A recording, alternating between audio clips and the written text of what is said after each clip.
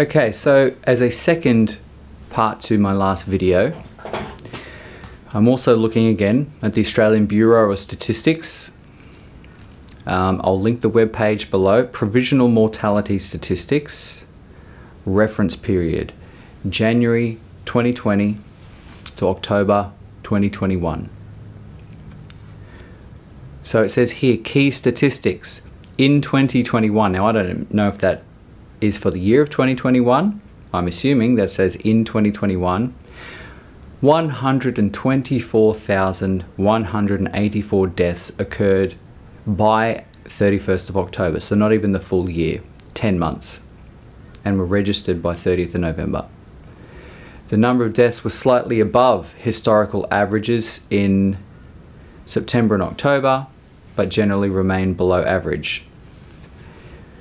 So I'm just going to scroll down. You can do this too. Scroll down, they have some graphs here, and what I want to point out is a bit of an overview of, unfortunately and heartbreakingly, death in our society. Deaths due to heart disease, 30th of December 2019 to October 2021.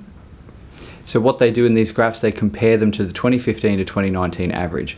I'm not worried about the comparison now so much, but what I want to point out, and you can have a look at these too, is the week number, which means these numbers are per week. Now at its peak, 33 average deaths. It looks to me like at its peak we're having 348 people per week die of heart disease, and on the low point 250 people per week of heart disease, dying from heart disease. Cerebrovascular diseases, so these are conditions such as stroke, cerebral aneurysms and stenosis that affect blood flow and circulation to the brain. So once again, I'm just picking the lowest point in this graph, 147 deaths in a week. The highest point in the graph, 224 per week. Respiratory diseases, at its peak, so this is interesting because COVID-19 was a respiratory virus. So in 2020, where we should have been in a pandemic, 217 deaths per week of all respiratory viruses, not just COVID-19.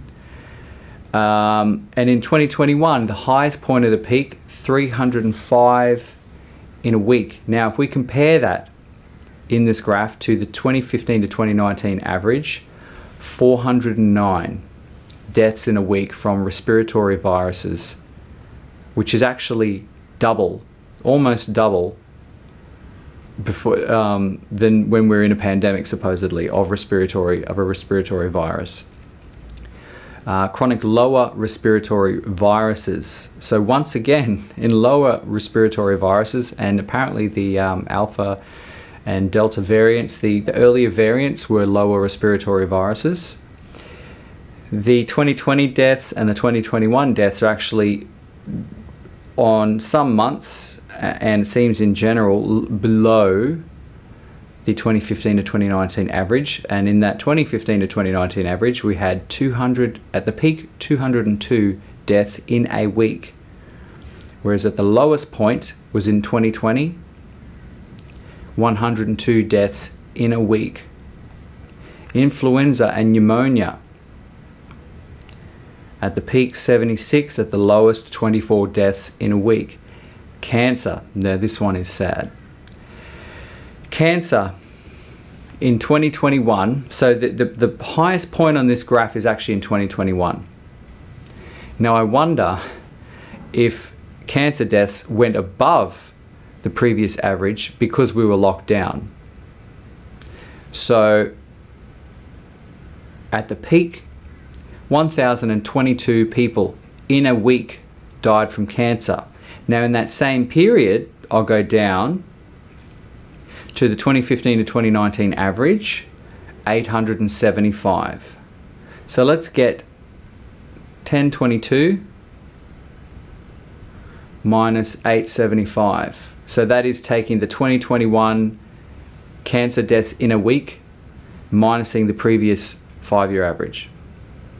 147 is the difference. So I don't know. But is that indicative of an extra 147 people dying in a week in 2021 than they did previously, because in 2021 we were locked down and people couldn't get cancer treatments? Now that's nearly 150 people in a week. In a week, I'm going to pick another point, 990, with the other one is 880, so 110 people difference. So on a lot of these graphs, if you look at the 2021 deaths minus the previous 2015 to 2019 averages, we're getting numbers like 100 to 150 extra people per week dying of cancer. I wonder if that's because in 2021 we were locked down. Who knows?